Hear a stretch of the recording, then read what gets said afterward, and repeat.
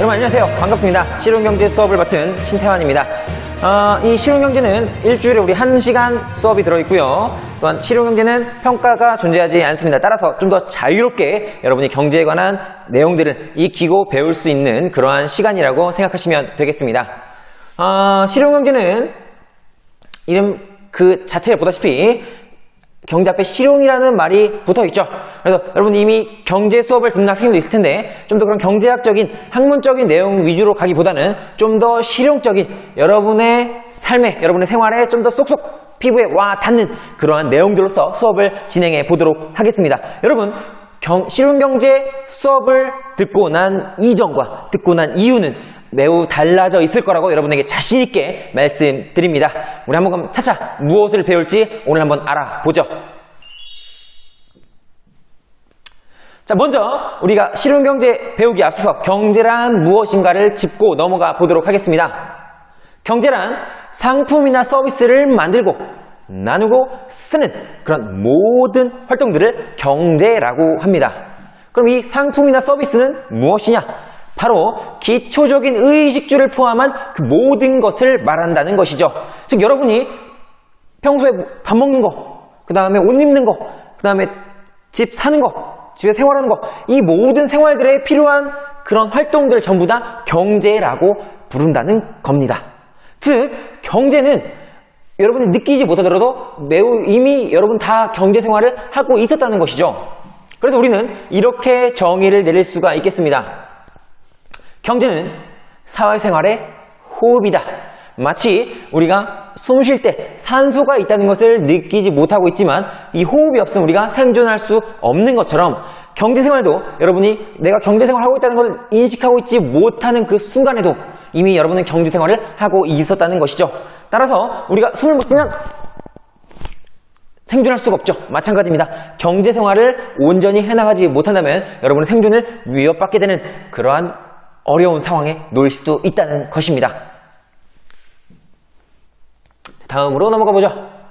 자, 그렇게 이렇게 중요한 이런 호흡, 사회생활의 호흡, 이 호흡법에 대한 두 그룹이 있습니다. 어떤 식으로 호흡하는지 호흡법이 조금 다른 두 그룹이 있습니다. 한 그룹은 욜로족이고요. 한 그룹은 파이어족입니다. 여러분 혹시 들어보셨나요? 욜로족, 파이어족. 자, 욜로족과 파이어족이 어떠한 사람들인지 우리 알아보도록 하겠습니다. 먼저 욜로족입니다. 욜로족은 You only live once, 즉 현재 행복을 가장 중시하여 소비하는 태도를 가진 사람들을 일컫는 말입니다. 즉 한 번 사는 인생 써. 네가 지금 사고 싶어? 사. 네가 지금 뭐가 먹고 싶어? 먹어. 이렇게 사는 생활 태도를 욜로족이라고 부르는 것이죠. 그럼 욜로족은 어떻게 나타나는 거냐? 자, 바로 캐나다 래퍼 드레이크의 2011년 노래 더 모토의 가사에 등장하며 인기를 끌기 시작했고, 저축을 통한 내 집 마련, 노후 준비보다 이런 것보다 당장의 삶의 질을 높여주는 취미생활, 자기 개발에 돈을 쓰는 그러한 사람들을 일컫는 말입니다. 예를 들어 사표 내고 세계 일주 가자. 돈이 없지만 고급차 타고 다녀. 돈이 없어도 비싼 거 음식 먹어. 내가 당장 며칠을 굶고더라도 며칠 모아서 일주일 모아서 더 맛있고 훨씬 비싼 거 사 먹어. 자, 이런 가치를 가진, 이런 생활태도를 가진 사람들을 일컫는 말이죠. 즉 현재를 중시하는 그런 사람들입니다. 그렇다고 그냥 무분별하게 마구마구 소비하는 것이 아니라 바로 현재의 이상을 실현하는, 본인의 이상을 실현하는 것에 가치를 둔, 다만 시점이 현재를 좀 더 중시하는 그러한 사람들이라는 것이죠. 자, 그렇다면 파이어족은 누구냐? 어떠한 사람들이냐? 바로 Financial Independence Retire Early. 좀 더 또박또박 또렷한 영어 발음은 영어 선생님께 한번 여쭤보도록 하고요. 자, 이 사람들은 경제적 자립을 토대로 조기 은퇴를 추진하는 사람들입니다. 좀 더 자세히 설명하자면,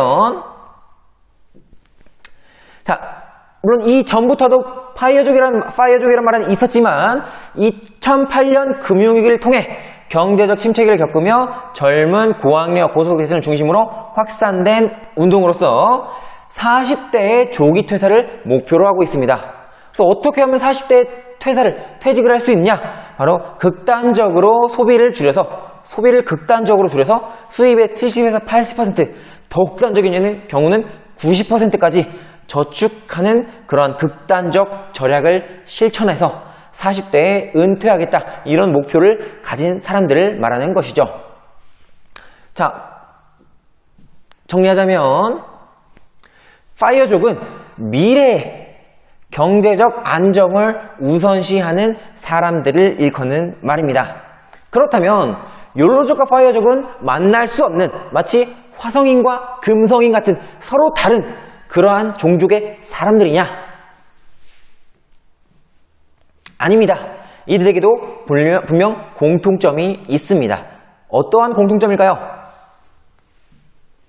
바로 행복의 기준과 방법은 사람마다 누구나 다르지만 누구나 행복한 삶을 살고 싶다는 그러한 기본적인 공통점을 가지고 있다는 것이죠.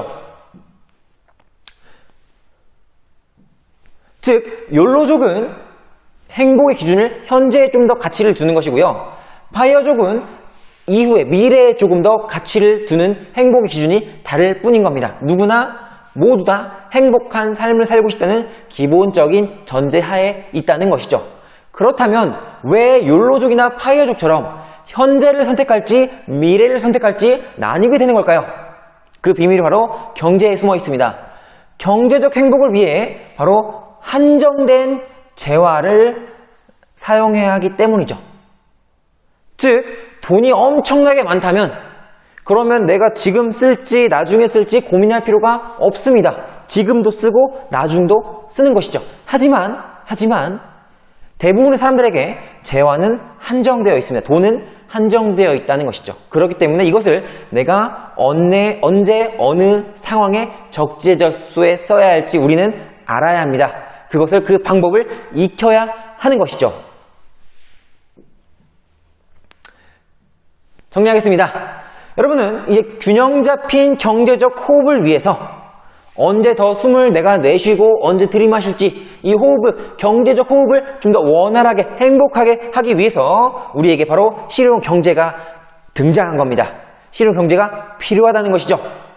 여러분의 인생, 이 실용 경제를 통해서 더 원활하고 행복한 만족감을 누리는 이 호흡법, 경제적 호흡법, 우리 한번 배워보도록 하겠습니다. 자, 지금 무슨 소리죠?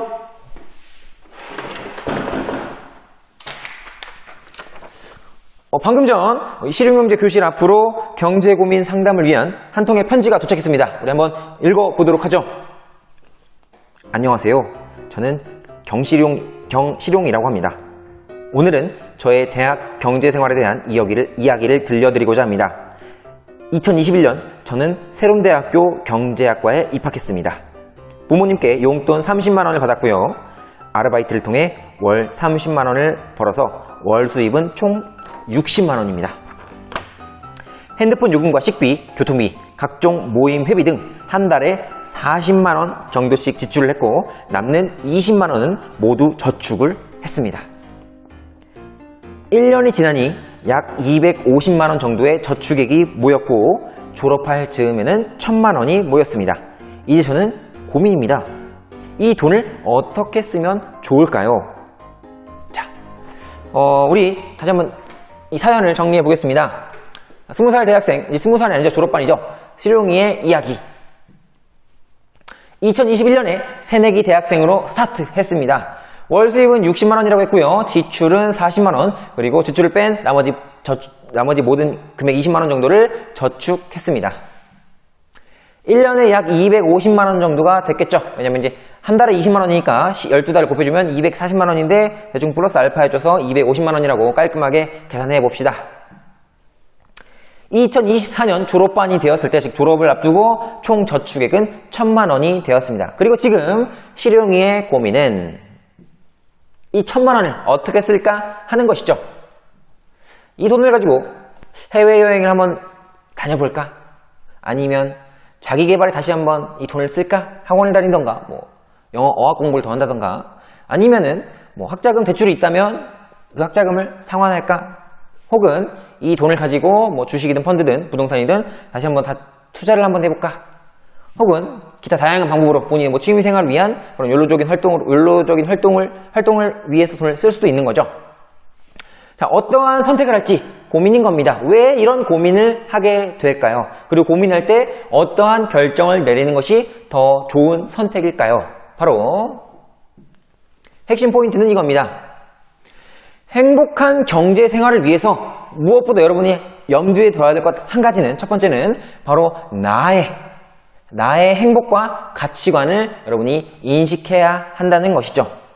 똑같은 돈을 쓰더라도 누군가는 A라는 곳에 썼을 때 행복감을 더 느낄 수 있고 누군가는 B라는 곳에 돈을 썼을 때 더 행복감을 느낄 수 있습니다. 그건 사람마다 다릅니다. 남들이 뭐 한다고 해서 우리가 따라갈 필요가 없습니다. 바로 여러분 개개인이 내가 원하고 내가 만족하는 그 행복감을 느끼는 그것이 무엇인지 바로 그곳에 여러분의 재화를, 돈을 썼을 때 여러분이 행복한 삶을 살아갈 수가 있다는 것이죠. 그렇기 때문에 여러분은 옛날 소크라테스가 말했던 것처럼 너 자신을 알라. 이것을 먼저 선행되어야 한다는 것이죠. 자, 이번에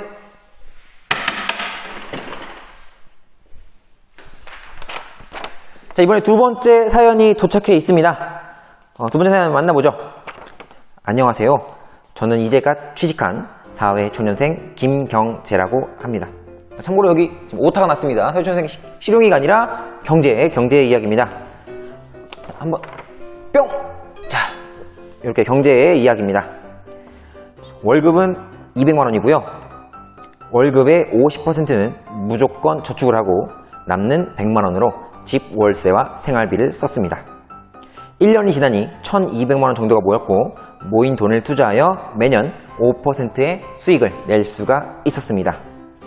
2년이 지나니 2460만원이 모였고 5년째에 7280만원이 모였습니다. 저축량을 늘려 몇 해 더 지났더니 2억 원을 모으게 되었고 5%의 투자 수익률로만 연 1000만원의 소득이 발생하고 있습니다. 저는 비록 흙수저에서 시작했지만 경제 공부를 통해 경제적 여유를 누리게 되었고 곧 결혼을 준비하고 있습니다. 여러분, 경제 공부 꼭 하셔야 됩니다. 자, 두 번째 사연 주인공 김경재 씨의 이야기를 우리 한번 정리해 보겠습니다. 사회초년생으로 시작을 했고요. 취업을 하면 시작했고요. 월급 200만원, 그리고 그 중에서 50%를 저축하고 나머지 100만원으로 지출을 했습니다. 생활비를 사용한 거죠. 그래서 1년이 지났더니 1200만원을 저축하게 되었고 이걸 다시 투자해서 연 수익률 5%, 60만원이 생겨났습니다. 그리고 다시 1년이 지났더니 2년 저축액은 2460만원이 되었고 수익률 5%로 가정했을 때 123만원이 되었다는 것이죠. 혹시나 싶어 참고로 제 전공이 수학이다 보니까 이 내용을 이해하기 어려운 친구도 있을 것 같아서 한 번만 짚고 넘어가겠습니다. 자, 저축액이 100만원이죠. 이것은 월 저축액입니다. 따라서 한 달에 100만원씩 곱하기 12달에 해주면 이것이 1200만원. 그래서 저축액이 1200만원이 된 것이고요. 그리고 이 1200만원에 수익률 5%니까 곱하기 100분의 5를 해줘서 얘가 60만원이 나왔다는 것이죠. 그리고 다시 1년이 지났으니까 똑같이 1년 저축액 플러스 1200만원 그리고 플러스 이 60만원을 더해주면 1260을 더해서 2460만원이 되었다는 것입니다. 자, 다시 진행하겠습니다. 자, 이제 연차가 쌓이면서 월급도 더 많이 받겠죠. 그리고 물가 상승에 따라 임금도 올라갈 겁니다. 자, 다시 1년이 지났더니 이제 좀 더 저축액을 늘려서 3년차 저축액은 4천만원이 되었고 이 저축액의 5% 수익률에 의하면 200만원을 추가적인 수입을 얻게 됩니다. 다시 1년이 지났더니 4년차에 5,600만원의 저축을 하게 되었고 수익률 5% 가정했을 때 280만원이 추가적인 수입이 생기는 거죠. 그리고 5년차가 됐을 때 7,280만원, 수익률 5%에 대한 수입은 364만원이 되겠습니다. 그리고 결국 우리의 김경재 씨는 2억 원에 도달을 했고 수익률에 의해서 이 수익률로만 연 1000만원의 소득이 현재 발생하고 있다는 것이죠. 자, 여기서 우리가 짚고 넘어가야 할 게 있습니다. 우리가 자산이 늘어나는 그런 원리는 단순하게 내 월급이 늘어나니까 월급 늘어나는 덧셈, 혹은 내가 돈을 얼만큼 쓰니까 소비에 의한 뺄셈, 즉 덧셈과 뺄셈만으로 이루어지는 것이 아니라는 겁니다. 즉 여기 나왔듯이 이 수익률 개념, 즉 내가 가지고 있는 돈의 몇 퍼센트, 즉 곱하기에 의한 돈이 증가하는, 자산이 증가하는 원리가 포함된다는 것이죠. 즉 여러분은 이 덧셈과 뺄셈, 곱셈에 의한 돈의 흐름을, 돈의 움직임을, 자산의 움직임을 알고 익히고 이해하셔야 합니다. 자, 이제 정리해 보겠습니다. 우리가 앞으로 실용경제 수업 어떤 식으로 진행할 것이냐. 첫째, 처음 얘기했다시피 행복한 삶을 위해서 경제생활의 가치관, 여러분 자신을 이해하고 내가 어떠한 가치관에 따라서 경제생활을 해야 될지 이것을 우리가 한번 짚어볼 거고요. 둘째, 경제생활의 덧셈과 뺄셈, 곱셈을 이해하라. 즉 소득과 지출과 수익률 개념을 이해하는 것, 이것을 기준으로 해서 우리가 수업을 진행하고자 합니다. 좀 더 자세하게 설명하자면 소득의 종류, 그리고 소득을 늘리는 방법, 즉 덧셈에 대한 것이죠. 또한 소비생활과 세금, 이것은 뺄셈에 대한 것입니다. 끝으로 예적금, 주식, 펀드, 채권 등 자산관리 및 저축과 투자를 어떤 식으로 하면 좋을 것인지, 즉 곱하기 활동을 어떤 식으로 우리가 현명하게 해야 하는지, 이런 것들에 대해 차차 알아보도록 하겠습니다. 오늘 첫 시간이었습니다. 실용경제 마음 편하게, 우리 평가가 없기 때문에 마음 편하게 부담 없이 여러분의 삶의 피와 살이 되는 그런 내용들, 알짜배기 지식들로 우리가 한번 채워가 보도록 하겠습니다. 함께 성장하는 그러한 시간이 되기를 바라며 다음에 또 만나 뵙겠습니다.